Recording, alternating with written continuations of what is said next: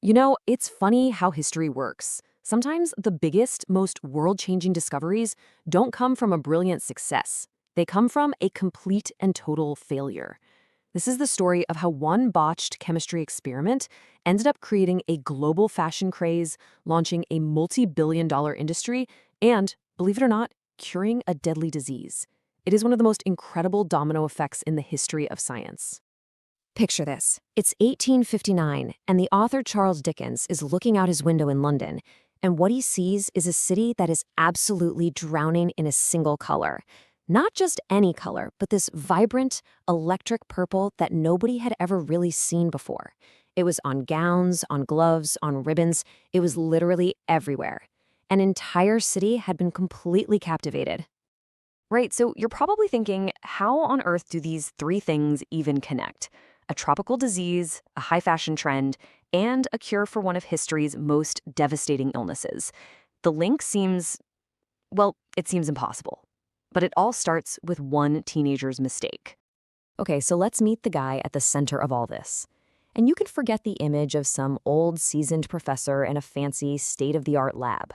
Nope, our story begins with a teenager working from a makeshift lab at home during his school vacation. His name was William Henry Perkin, and he was just 18 years old, a student at London's Royal College of Chemistry. His professor had given him this seemingly impossible task for his Easter break: create synthetic quinine.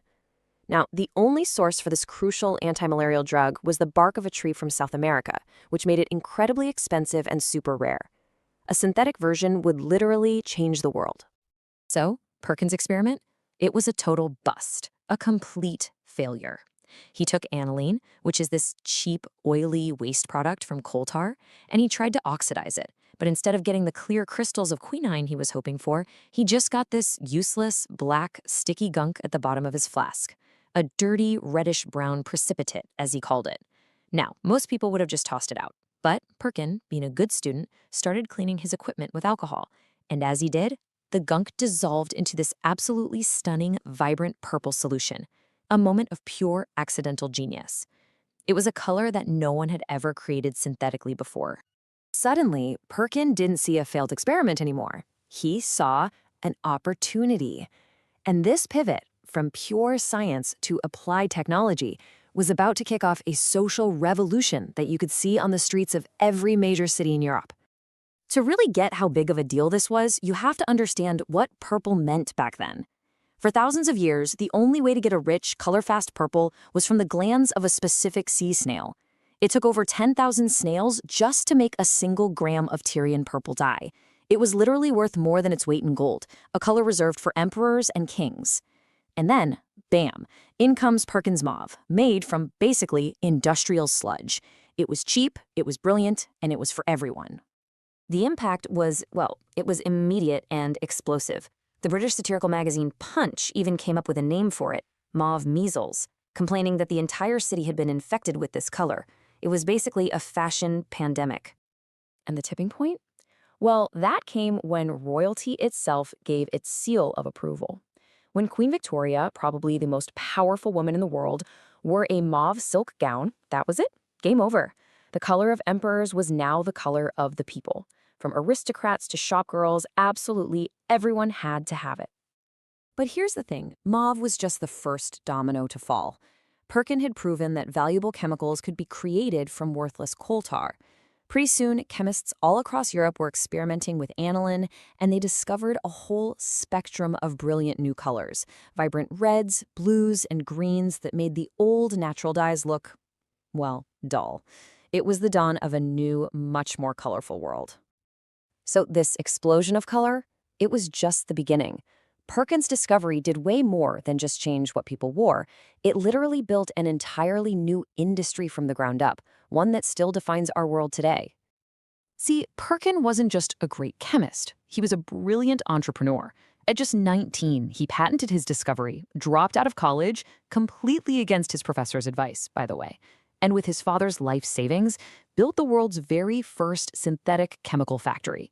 He had to invent processes for mass production, figure out how to source his raw materials, and convince a skeptical textile industry to use his unnatural color. And Perkin's factory wasn't just churning out dye. You have to understand, this was the birthplace of the entire modern organic chemical industry. The very same coal tar chemistry that made mauve would soon be used to create everything from artificial scents and flavors to explosives, plastics, and most importantly, modern medicines. Okay, but this is where the story takes its most incredible, most unexpected turn. For decades, these dyes were just for color.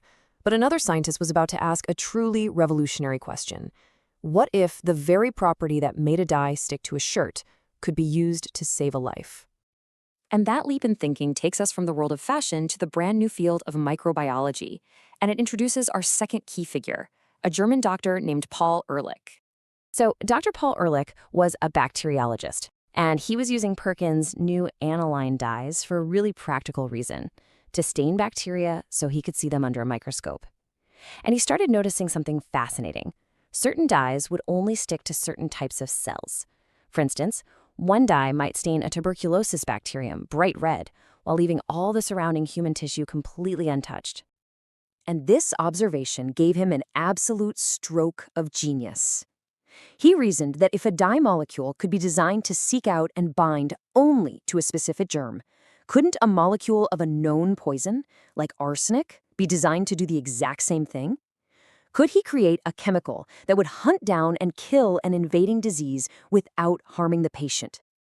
And there it is. That's the final crucial link in our chain, the direct line from that purple dress to a cure for disease. Ehrlich was now on a quest to create the world's first targeted chemotherapy.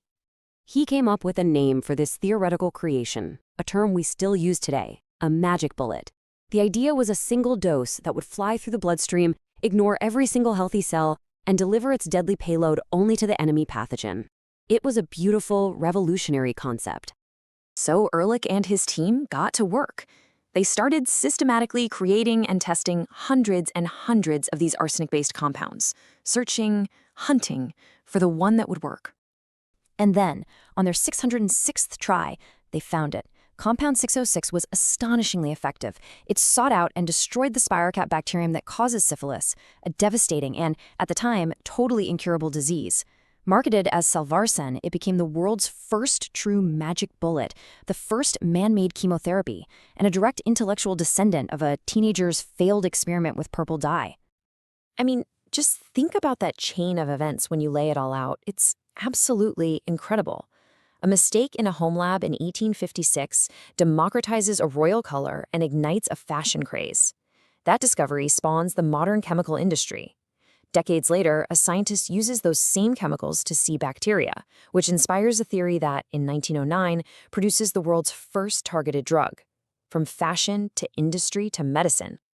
It's just an incredible story of unintended consequences, right? And it leaves us with a really fascinating question to think about.